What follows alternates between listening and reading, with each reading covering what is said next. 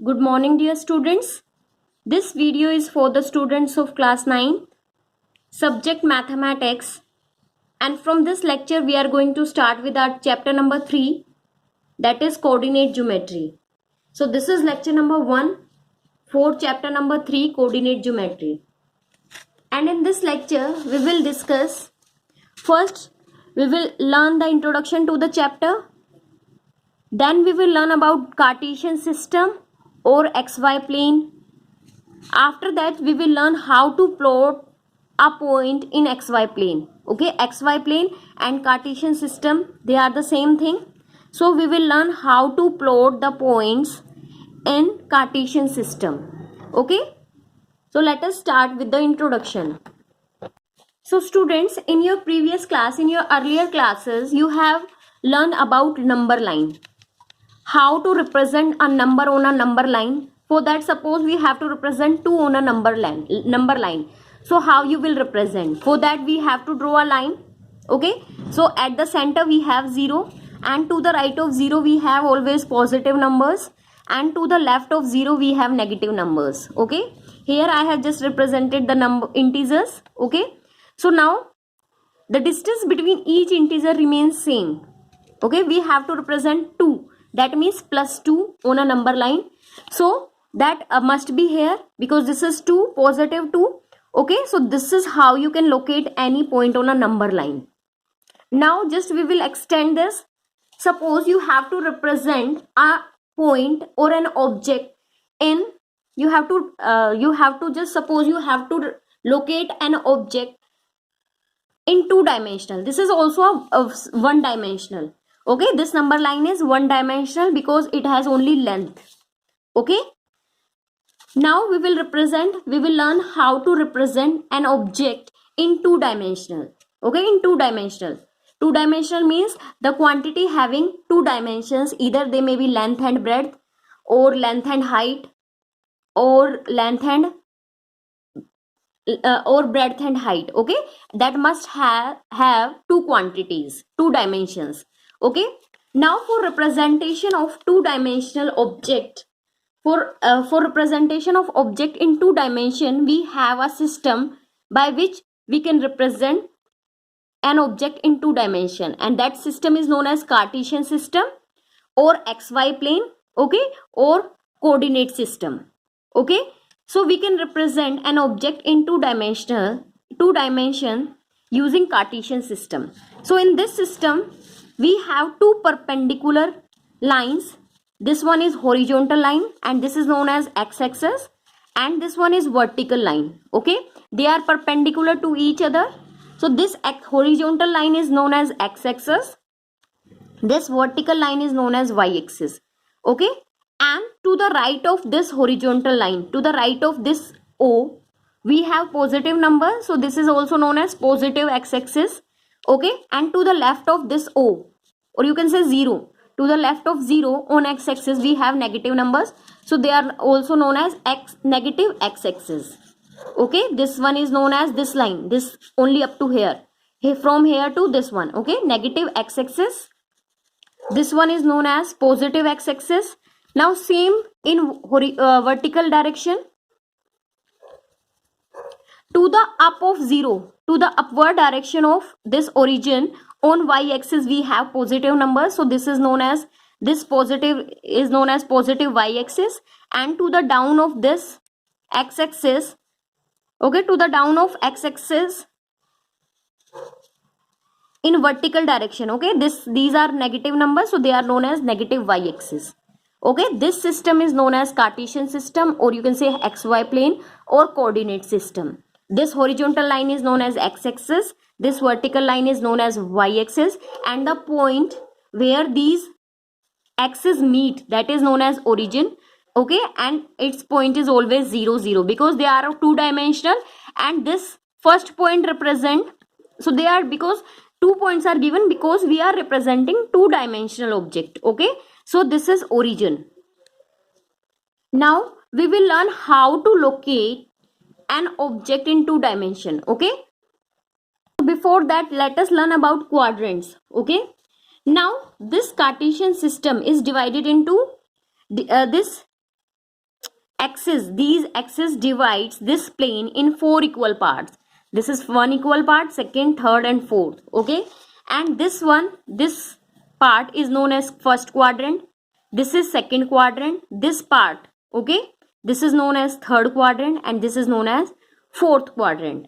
So the plane consists of these axes and these quadrant. We can call them this plane as Cartesian plane, coordinate plane, or XY plane. Okay, or XY plane, and these axes are known as coordinate axes. Okay, so this is quadrant. This is first quadrant, second, third, fourth. Okay, this is in anti-clockwise direction. So these are quadrant. These 4 equal parts of this plane, they are known as quadrants.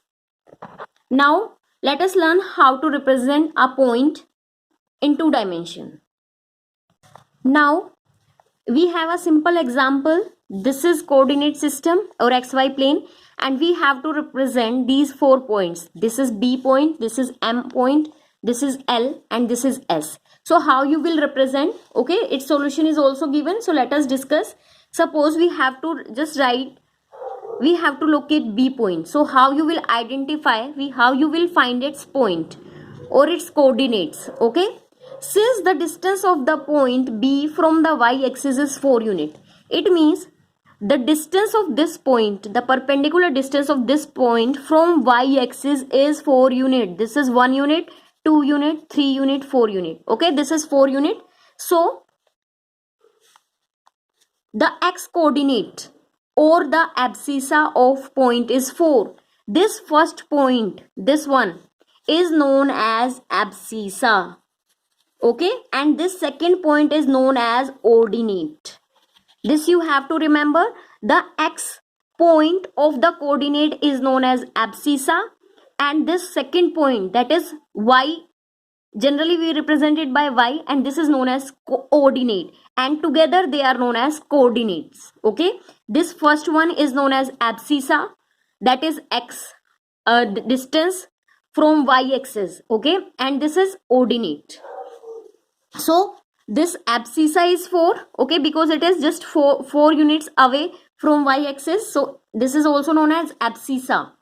Okay, and the distance of point B from x-axis is 3 unit. Now from x-axis, the distance of this point is 3 units. 1 unit, 2 unit, 3 units. So this point is 4 and 3. This 4 represent the distance from the x-axis, perpendicular distance from the x-axis to that point, and this point represent the distance from x-axis. Okay, the perpendicular distance from x-axis. This first point is known as abscissa, this is known as ordinate, and combined they are known as coordinates. Now same here.